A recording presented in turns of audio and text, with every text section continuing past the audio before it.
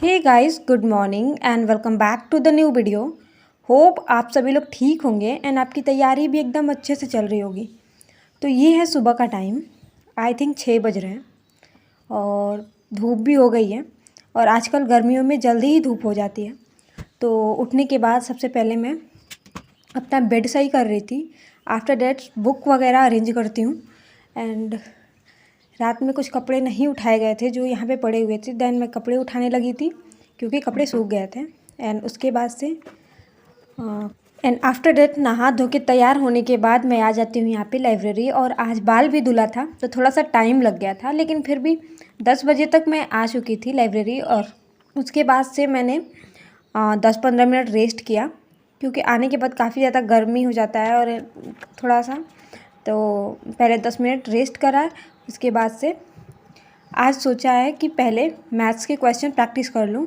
तो मैथ्स में मेरा टाइम एंड वर्क का चल रहा है प्रैक्टिस, और चैप्टर आज से स्टार्ट होगा, मतलब ऑनलाइन क्लास में लूँगी वर्क एंड वेजेस का। तो मैथ का ये रहा। उसके बाद से रीजनिंग, तो रीजनिंग में मेरा जो है चल रहा है कैलेंडर, और कैलेंडर आई थिंक आज ख़त्म हो जाएगा। और पिछला मेरा क्लॉक का भी प्रैक्टिस ख़त्म हो चुका है और आज से स्टार्ट होगा कैलेंडर की प्रैक्टिस। तो कैलेंडर क्लॉक काफ़ी, मतलब जितना मुझे डिफ़िकल्टी हो रही थी समझने में, लेकिन सॉल्व करने के बाद सारे ही क्वेश्चन ऑलमोस्ट हो गए थे।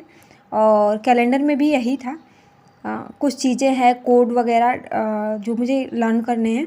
और उसके बाद से ये चैप्टर भी ईजी ही है, तो मैं इसमें भी बना पा रही थी। कम से कम 80-90% क्वेश्चन मैं बना पा रही हूँ, मतलब जहाँ तक मैंने पढ़ा है।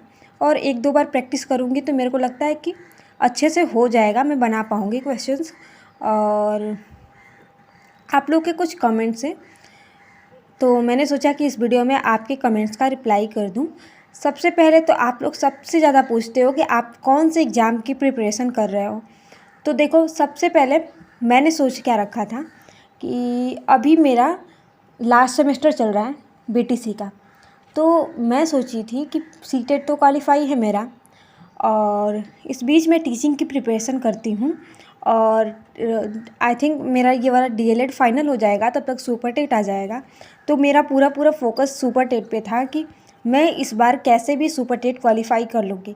लेकिन आप सभी को पता है, पिछले 6 साल से टीचिंग के स्टूडेंट स्पेशली यूपी से जो है वो सुपर टेट का वेट कर रहे हैं।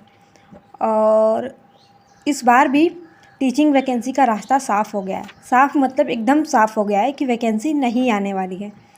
दैन मैंने डिसाइड किया कि अगर हम टीचिंग के भरोसे रहते हैं ना, तो पता नहीं कब तक वैकेंसी आएगी और हम बस वेट करते रह जाएंगे। और एज वी नो कि हमारा मन तब भी लगता है जब एग्ज़ाम डेट्स आ जाती हैं, मतलब पहले से तैयारी करते हैं लेकिन उस स्ट्रेटजी के साथ और उस एनर्जी के साथ नहीं कर पाते हैं। और एग्ज़ाम डेट हमें पता रहता है कि हाँ इतने दिनों में हमारा एग्ज़ाम होना है, देन कितना भी सिलेबस रहे हम कंप्लीट कर लेते हैं। तो ये भी चीज़ रहती है। तो सुपर टेट का कहीं दूर दूर तक कोई भी न्यूज़ है नहीं कि सुपर टेट आएगी, और इसीलिए मैंने डिसाइड किया है कि मैंने नॉन टीचिंग भी देना है। तो कोई एक एग्ज़ाम पे फोकस नहीं है मेरा, मैं प्रिपरेशन कर रही हूँ। और आप सभी लोग को पता है कि सिलेबस जो है कॉमन है सब कुछ में। और यहाँ पे मेरे को आई थिंक 3 बज गए थे और मुझे लगी थी जोरों की भूख। दैन मैं आई दुकान पे and then we have some paneer chaats, जो कि विच वॉज सुपर डिलीशियस। खा के मज़ा आ गया, एकदम पेट भर गया मेरा। और फिर मैं चली जाती हूँ स्टडी के लिए। और ये ऑलमोस्ट 3:30 बजे का टाइम था, और कैसे भी करके मैं सोच रही थी अपने भूख पे कंट्रोल कर लूँ, लेकिन नहीं हो रहा था। तो फिर ये मेरा दूसरे टाइम आती हूँ जैन मैंने इसमें पॉलिटी कवर किया। तो पॉलिटी आप लोग पूछेंगे कहाँ से पढ़ रहे हो, तो मैंने इससे पहले ऑनलाइन क्लासेस लिए थे पॉलिटी के, जो मेरे पास नोट्स है। तो आज मैंने स्टार्टिंग किया,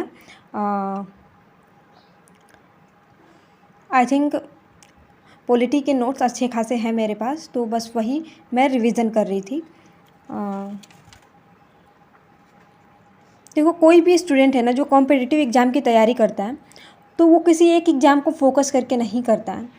क्योंकि अगर आप एक एग्ज़ाम के भरोसे बैठें तो पता नहीं कब वैकेंसी आएगी कब नहीं आएगी। आप जानते हैं कि 90% सिलेबस सबका सेम ही होता है ऑलमोस्ट गवर्नमेंट एग्ज़ाम के। तो आप अलग अलग एग्ज़ाम पे भी मतलब फॉर्म अप्लाई करा कीजिए और एग्ज़ाम दिया कीजिए, जैसे कि मैं भी करती हूँ और मैंने भी सोच लिया मैंने भी यही करना है। और फ़िलहाल तो मेरा कोई एग्ज़ाम नहीं है, बस एक एनटीपीसी का है, तो मेरा अभी पूरा फोकस एनटीपीसी पे ही है। और 2025 में अब एसएससी का भी सारी वैकेंसियाँ आने स्टार्ट हो जाएंगी। देन इसमें भी मेरा रहेगा एमटीएस, सीएचएसएल, तो इन सारी चीज़ों को और सीपीयू के लिए तो मेरी हाइट खैर है नहीं, तो बस यही सब है। और एक बार प्रिपरेशन अच्छे से हो जाती है then I will decided for मतलब मैं सीजीएल भी दूंगी, तो एक बार प्रिपरेशन अच्छे से हो जाए बस।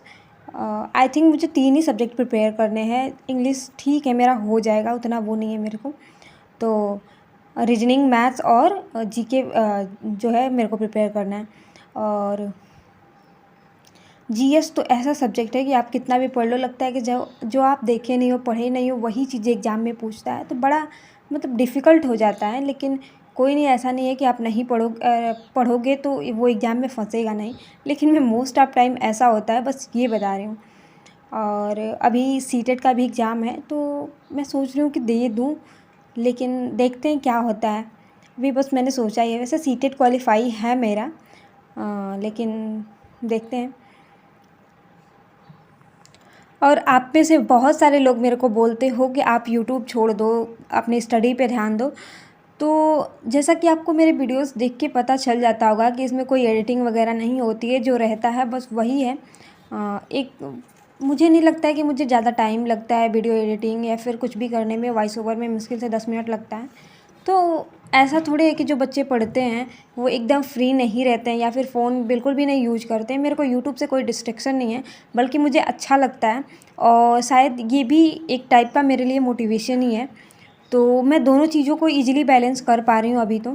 फ़िलहाल अगर मुझे लगेगा कि मैं नहीं चीज़ों को बैलेंस कर पा रही हूँ, मेरे स्टडी में कोई दिक्कत हो रही है, देन मैं खुद छोड़ दूँगी यूट्यूब मेरे को।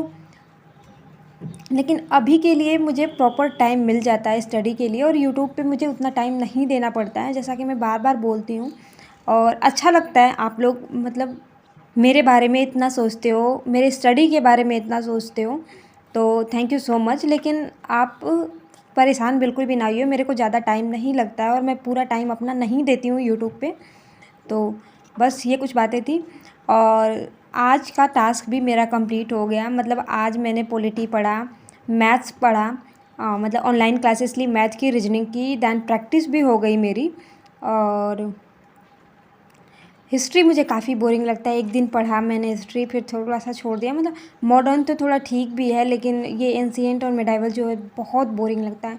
मुझे लगता है कि मतलब एक तरफ से पढ़ रहे हैं दूसरी तरफ से निकलता जा रहा है। अभी मुझे कुछ समझ में नहीं आ रहा है कि मैं हिस्ट्री कैसे पढूँ, क्या स्ट्रेटजी रखूँ हिस्ट्री के लिए।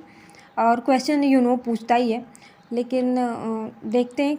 वैसे एक बार स्टडी मतलब एक इंटरेस्ट होता है, तो इंटरेस्ट मेरे को हिस्ट्री में आता ही नहीं है जो मैं पढूँ, बल्कि मुझे एक हिसाब से पॉलिटी सही लगता है।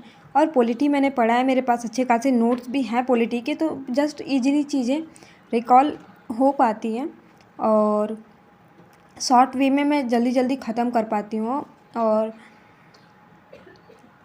देखते हैं कब तक मेरा सिलेबस मैथ्स और रीजनिंग का कंप्लीट हो जाता है, क्योंकि यही 2 सब्जेक्ट है जो मुझे कंप्लीट करने हैं।